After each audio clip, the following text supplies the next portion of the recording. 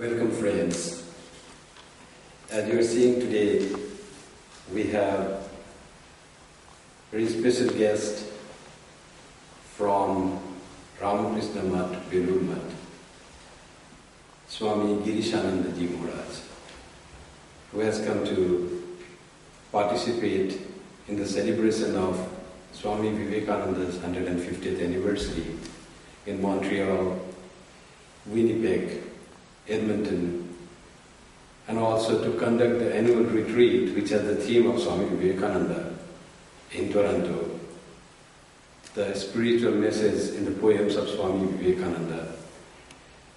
That is the topic of our retreat on 29th and 30th of this month, which will be conducted by Swami Girishananda Ji Maharaj and another senior Swami from Geneva, Swami Amarananda Ji Maharaj, both of whom you have already seen, and they are well known to you.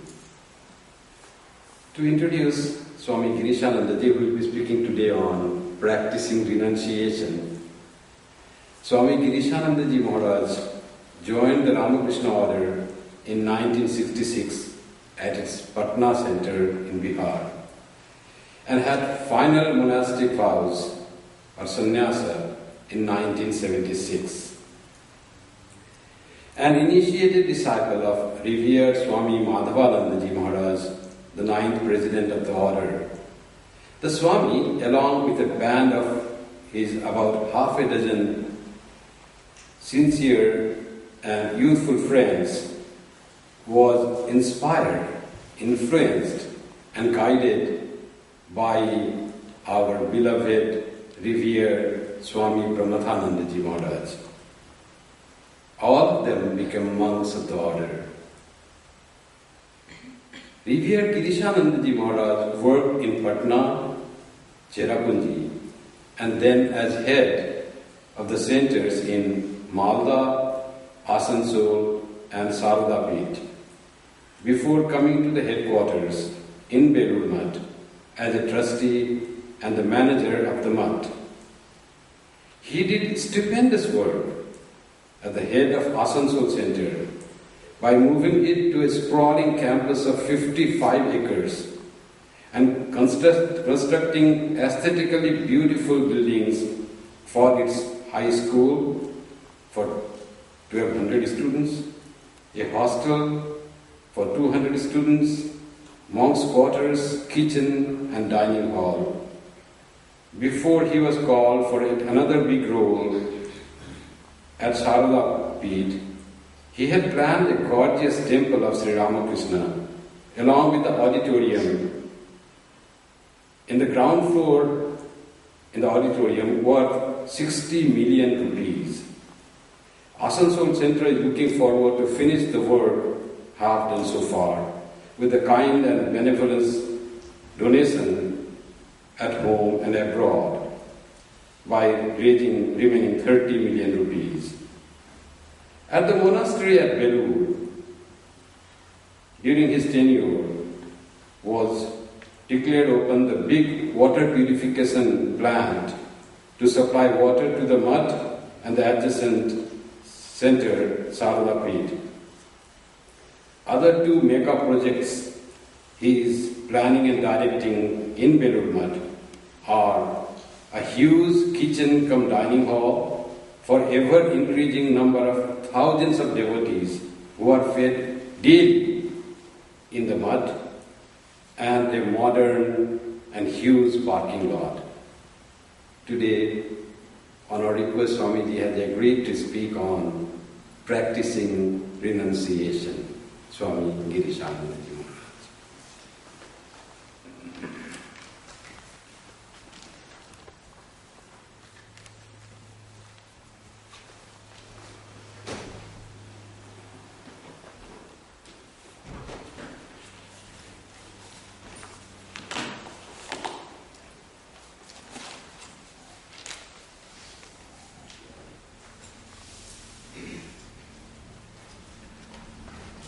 My dear Vipavananda Ji Maharaj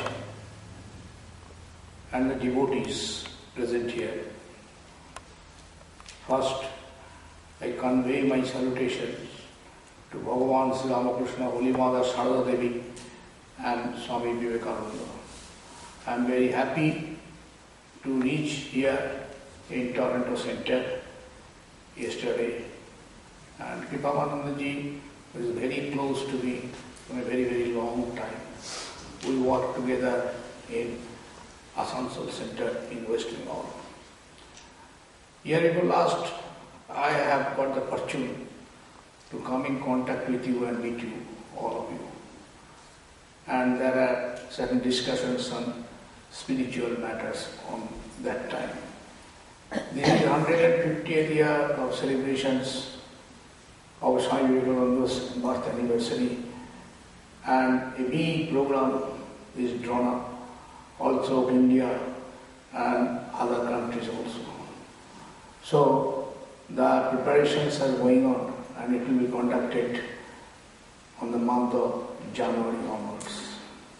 It will be a 3 to 4 years long program, not at a stage, but it will be a gap of few months, few days, not only in Belur but all our Indian centers and foreign centers also. So on this occasion, I congratulate all of you. My topic is this practice of renunciation in our everyday life. I come to the discussion on this topic. It is a very important topic, and we must remember that if we are to realize something in this world, getting the human body, it is very, very valuable considered to the other births in other progenies. So human birth is very valuable, and human birth will become successful, will be effective if it can realize the ultimate truth, because human beings have the potentiality to know it. But for that, we have got instruction from those souls or in our scriptures who we called God incarnate in earth, who came from time to time and illumined our life, and their sayings and the scriptures where the truth has been told with any impersonal, without any personal findings. It is all impersonal truth. For each and every human being, this is applicable. Sri Ramakrishna's Bhashanam Vairagya. I am narrating an incident. It was June 25, 1884. Sri Ramakrishna was speaking to Pandit Sasodhar on that holy Rath Yatra day. Sri Ramakrishna said, a devotee who can call on God while living a householder's life is really appreciable. God thinks he who has renounced the world for my sake will surely pray to me. He must serve me. Is there anything very remarkable about it? People will cry shame on him if he fails to do so. But he is blessed indeed who prays to me in the midst of his worldly duties. He is trying to find me overcoming a great obstacle, pushing away as it were a huge block of stone weighing a ton. Such a man is a real hero. Sri Ramakrishna is comparing a monk and a householder. A monk has got enough time, opportunity and scope to devote whole of his time for God. He has got the leisure to think about God. But what about the householders who are engaged in worldly duties? Where is the scope and opportunity for him?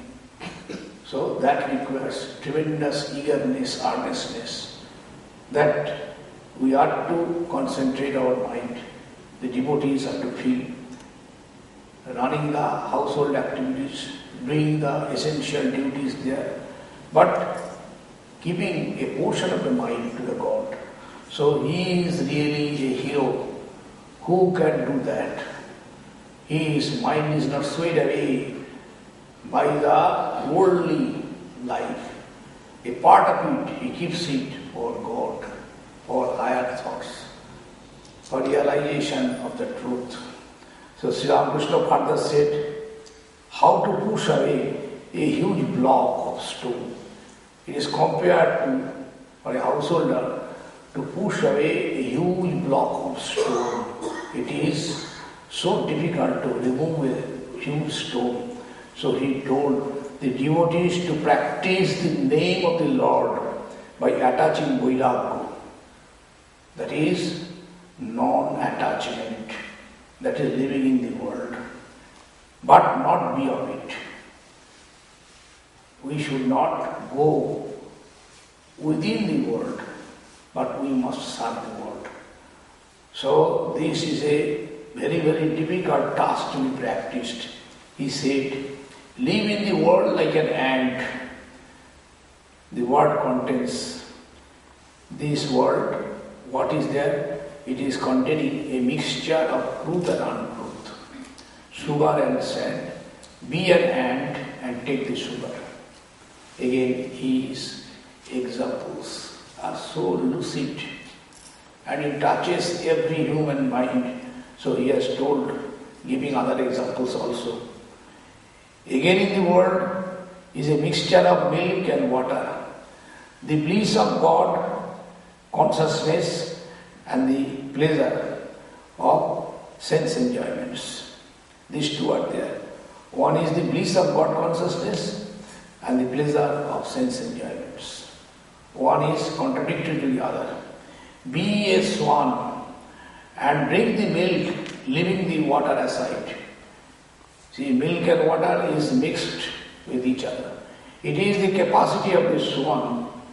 It has been told that it has got the capacity to know how to take out the milk and leave the water. So be like a swan. He said again, live in the world like another example, like a waterfowl. It's a type of a bird. The water clings to the bird, but the bird sucks it off. Live in the world like a mudfish, another example. So this waterfowl is a type of bird. It takes a bath, but water will not be in the body the moment it sucks it off from his body. So it knows the tactics, how to remove the water. So just by sucking its body. Same thing, the case of a mudfish. Mudfish, all of you must be aware of. There are fishes that live in the mud. When we go in the pond and take bath, if there is mud in it, there will be the mud mixed with in our body. Mud will be attaching towards our body. We have to remove it. But a fish who lives in mud, how it can live? That when you get hold of it, you will see that not a single drop of mud is attached to its body. So these are called mudfish. The fish lives in the mud. Samsara is like that mud. Be like a mudfish and stay in the world. But your body will be not be smeared with mud. This world is indeed a mixture of truth and make-believe. Discard the make-believe and take the truth. You know, you have heard so many things, A, B, C, D, so many things, and you have not heard the truth. So, when you are getting an inkling of the truth, you must know there is truth inside. You should know that how to discriminate that which is make-believe and that which is truth. So what is Vairagya? Sri Ramakrishna said, inclination of the mind towards God and disinclination of the minds towards the world.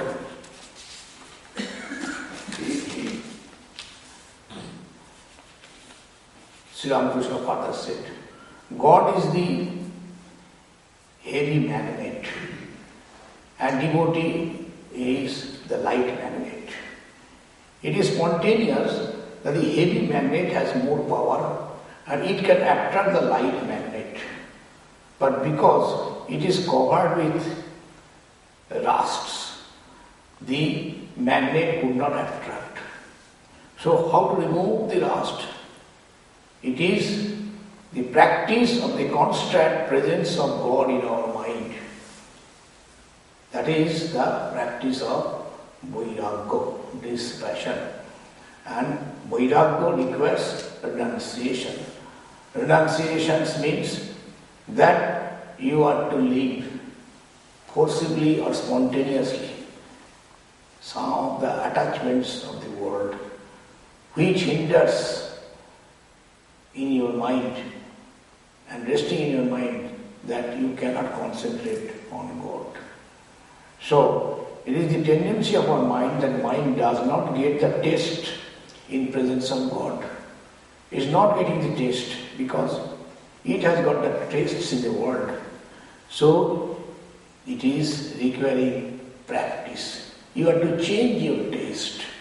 So, every day you practice, change your taste by the spirit of renunciation. Renounce the world. How to renounce? Are you to run away from the world and live in the forest and the caves? Even if you run away, it will not run away from your mind. What is that? That is the taste of sense enjoyments. It will not go away. And so long there is taste in sense enjoyments, God will be far, far distant from you. The degree of sense enjoyment is reduced, the same amount of degree you are nearing to the God. So, this is the positive outlook or the negative outlook. That's a combination. What is the negative outlook? The world is illusory. The world leads us to bondage. Birth after birth, death after death, we are crossing, getting one body to the other body. Because we have got attachment to this world, so we are to come to this world, and without knowing the truth, like a blind man, we go on and on, from birth to birth and death to death. Is there no way out to come out of it? Are we not tired of coming again and again to this world and suffer, sometimes happiness, sometimes sorrow? So, sukham, dukkham, it is told in the Gita, the opposites we are experiencing day and night, life after life. So, the negative side of it is you must have discriminating tendencies. You have to live in this world, but be not of it. So, that is the discriminating tendency, and how to develop the discriminating tendencies. This positive role is you must have got love to God, the divine love that automatically removes your worldliness, your hankering for the world. So you cultivate love of God in the heart, in your heart, which in the scripture it is called bhakti. You love Him with all your heart. Think for Him, feel for Him, try to get a seat of God in your heart. So you must understand what is the divine love. And God has incarnated in different times as Rama, Krishna, Chaitanya, Buddha, Jesus and Ramakrishna. Various supernatural incidents happened in their lives when they merge in God in identification. Those incidents are narrated in their biographies, in the life of Krishna or in the life of Buddha, in the life of Sri Ramakrishna, that how much God absorption is there. If you study the life of Sri Ramakrishna, he is fully God intoxicated. So that has made us believe that he is having a human body, and human body can reach the culmination where the God intoxicated mind dwells. So this God concentration, we can get illustrations and examples in those great lives. So there are instances in the life of Chaitanya. He is called an incarnation. How much of renunciation Vairagya is there? Sugar is put into his tongue. But what happens? There is no concentration of the tongue. So intense is the concentration of the mind to God. And what happened? Sugar is not mixed with the saliva. Rather, it melts away in the air. It is so wonderful. The sugar is put into the tongue, and tongue does not taste the taste of the sugar. How much concentration is there on the God, and how much control is there on the indriyas, the organs, sense organs. So these are the extreme illustration, demonstration of the life of incarnations regarding this renunciation aspect. So there are inspirations for us to practice Vairagya. Hearing on these incidents and seeing those lives, that is an example put before us, and we know its historicity, and we are surprised that yes, it can happen in our life also, because they have come to put some demonstration before us. So these incarnations, like if you study, you can make out what is real renunciation, Vairagya. In the life of Sri Ramakrishna, he was taken in the house of ill-fame woman by one who is looking after him, is Mathuranath Vishwas, so that his mind goes down to the worldly life. So much is the Vairagya that he understands that his body is perishable and mind does not go down at all, going to bad places where people go for sense pleasure. And here Sri Ramakrishna has taken, and he has put a cross verification how to bring his mind down to this world, thinking that he is totally God intoxicated. So what Sri Ramakrishna sees? She sees those women only universal mother. They are all universal mother. See the outlook, how it has changed. See, Sri Ramakrishna experiences God within them. So in the Bhagavad Gita we find this question was asked by Arjuna. This question of how to concentrate your mind on God. I am chanting the slokas. Jo ayam yogastaya prukta sammena madhusudanam etasaham na pashyami chanchalatvat sthitim sthiram. Chanchalam hi manat Krishna pramati balavadriram tarsaham nigraham manne vayari osuduskaram. Arjuna is asking Sri Krishna. You see, Sri Krishna is narrating that mind must stay in a steady state. That is a sammena madhusudana. Sammena means steady state, that is, it rests on God. So about that you are telling various ways. But how to concentrate my mind on that? It is pramati balavadram. It is very strong and powerful. It does not obey me. It does not care for me. What will happen? It is like a naughty child who does not care for his parents or the teachers. So hundreds of times I will try to control it, but it is uncontrollable. So how it is uncontrollable? Example is given. There is air in the sky. Can we put it in a container? It is not possible. So to control the mind is to control the air and put it in a container. So difficult is the mind to be controlled. In that the answer comes from the mouth of Arjuna. What is that? The answer is that Abbhasena tu konteya vayagyana jagvijyati. I cannot deny that mind cannot be controlled so easily. It is really very much turbulent. Asamsayan Mahabhava. Mono duddingrahamcha. There is doubtless that mind cannot be controlled. But there is a big way. What is the way? Abhas. Practice, practice, practice. Again and again. Repeat the path that had been shown by your Guru. Then, if you practice at the same time, there should be another motive force. When practicing, you must remember that I am thinking of the highest reality and this whole world is the lower reality. That is called Vairagya.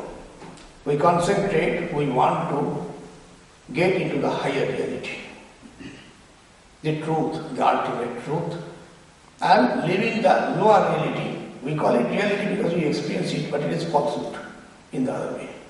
So, Abbhasena tu kunteya, O son of Kunti, Arjuna, you practice, practice, practice. Every day you practice without stopping and with the spirit of dispassion, Vairagya. Then you will be able to control it. So, in the life of Brother Lawrence, we learned that he has also examined his life and he has ultimately given us his ways of life to develop godliness, and that is his book, Practice of the Presence of God. You must feel that you are taking his name, but as if only you are taking his name, he does not exist. If he exists, you would have been able to see him, but because you do not see him, you feel he is not here. You cannot realize. So, how to have belief in the presence of God? That is a very difficult thing. You must look to the picture of God and think that he is really present here, is not present only in the picture. Sri Ramakrishna has repeatedly told that whoever does the worship, whoever does concentration, looking on the picture of the Lord, singing his name, he must think that God is really present here. Jatra jatra gunata kirtanam tatra tatra kritamastakaanjali Vastubari paripurna lojana maruti namato daksha santanam. You see, in that bhajan of Rama, where Rama, name of Rama is worshipped, is chanted, he is present.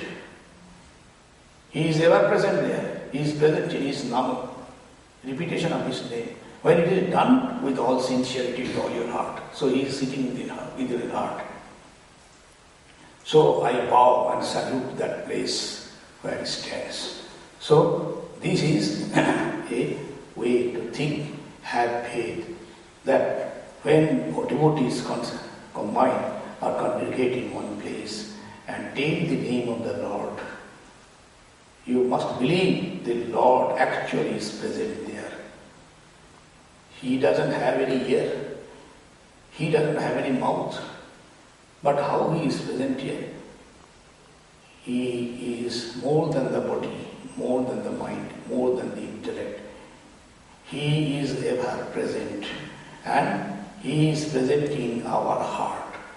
Whenever we try to, you see, Sri Ramakrishna has told, you want to take supply of gas in those days, gases are required for the purpose of cooking. So you must apply to the gas company who supplies, the petrol gas we require for cooking purpose. That time it was a coal gas. So you must apply to coal company Some of those examples are very wonderful. So like that, you apply to God. Make a line, make an application and get in contact with Him. Now, to simplify the psychological attitude of our mind, we should analyze it very thoroughly and observe what? As a policeman observes a thief, as told by Swamiji in his Radhayoga, our mind also is like thief. So another mind also is there by the side of that thief mind, that is called police mind. So that wants to be controlled. Oh, how it is to be controlled? The thief mind is to be controlled by continuous observation of the police mind. The police mind is that Vairagya. The renunciation, the spirit of renunciation is the police mind. And thief mind is worldliness, attachment to God. So police mind must observe and control the thief mind. So this is called discrimination. This is philosophical discussions that can elevate your mind. Go on discriminating one after another, one after another. Discriminate your body, discriminate your mind, discriminate the whole universe, the solar system, the stars and moon. Everything is having change. Something is staying for a longer time, something is staying for a shorter time. So this is discrimination. How the world has been created. If it has been created, it must be destroyed. It is a law, that which is created will be destroyed. But that which is beyond creation and beyond destruction, that which exists ever and ever, what is that? See, this way is psychological. We can put emphasis and try to get to that truth. Yes, that the scientists call absolute. The philosophers or the devotee calls God. The philosophers called Brahman. So these are different words. It is the same thing. So how it can help? You must have, in our language we call it satsanga. That is the company of the holy people, association with the holy personality, talking about them, talking with them about God, talking about God, godly matters, and in various ways and various means. It may not be a monotonous thing. So God can be enjoyed in various ways and pursuits. Take His name. People dance in His name. We hear.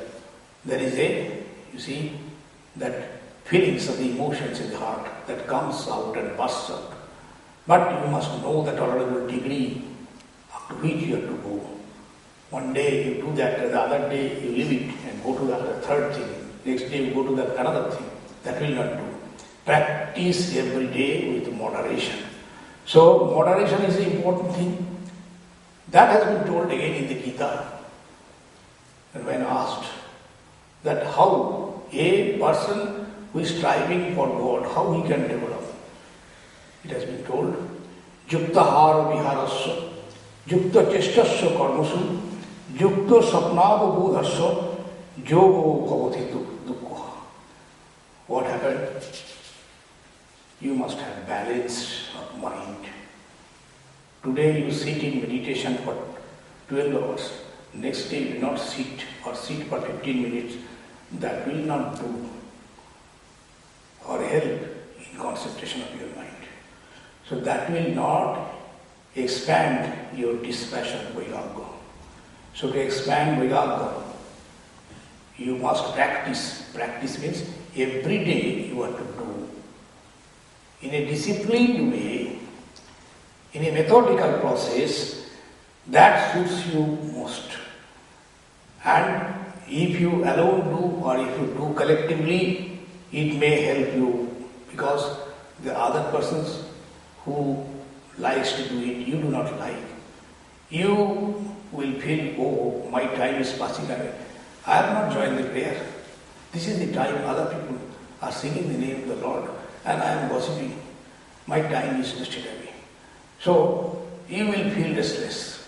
So this collective prayer has got some advantage. So these are the process by which we can extraction of the human soul by this sort of way, either by imaginations to a more and more higher degree, or by rationalistic temperament and contemplating more and more towards the ultimate reality.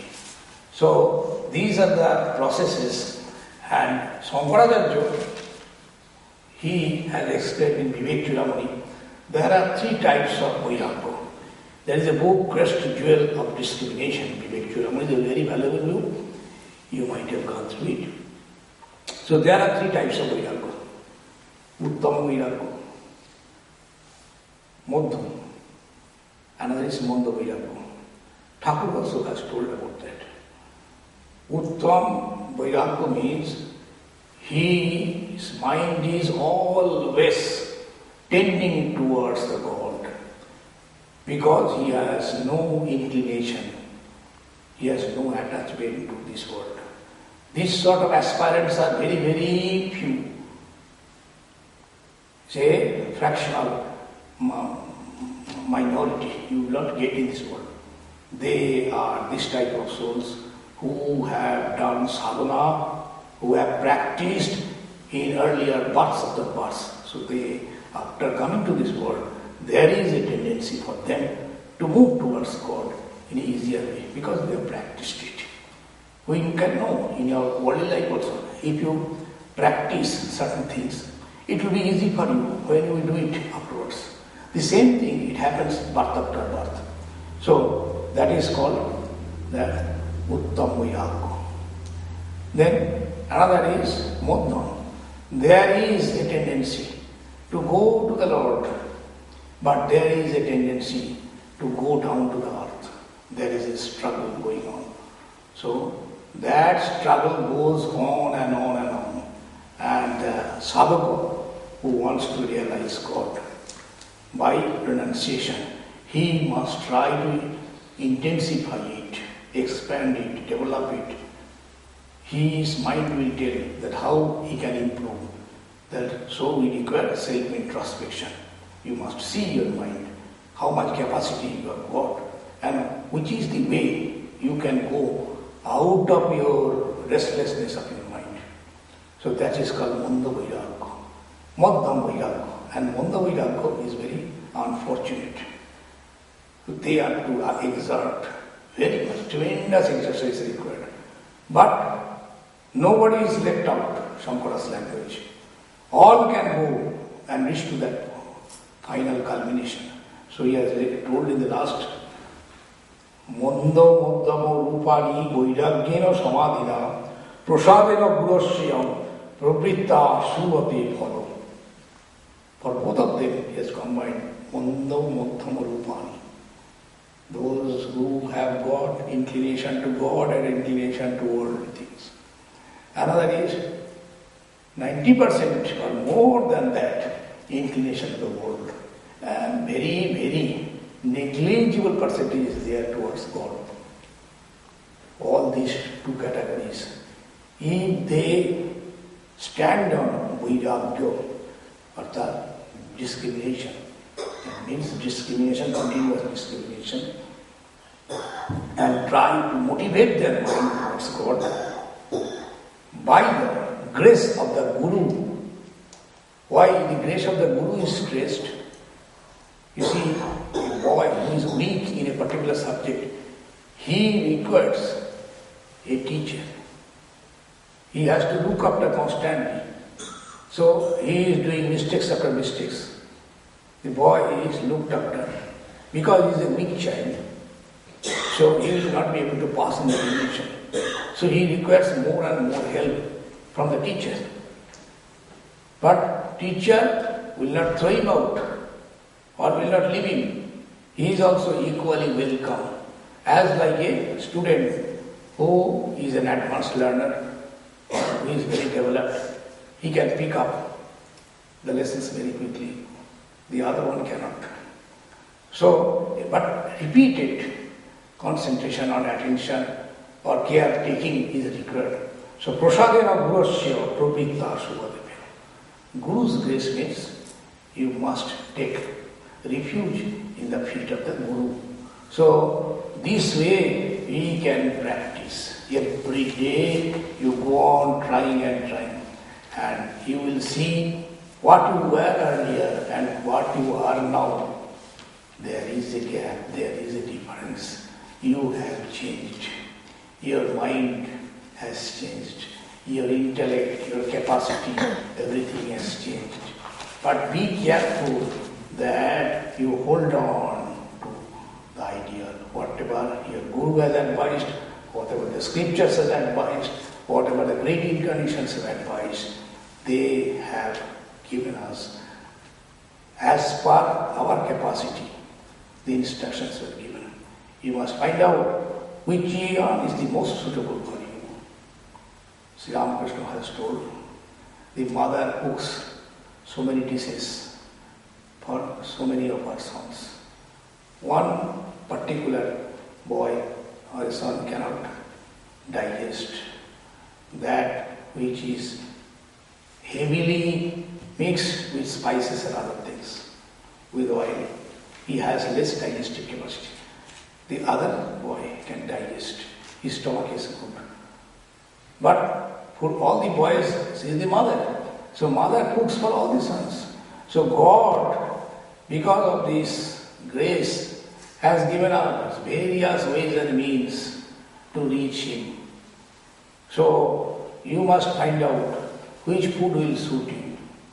So you read the books and hear the sermons and the Gospels. They are given us. And try to concentrate which suits you best. But remember, you are thinking yourself as a weak instrument and you simply, what happens, there is frustration and you go away. No, it is not possible for me to go to that level. Do not be depressed.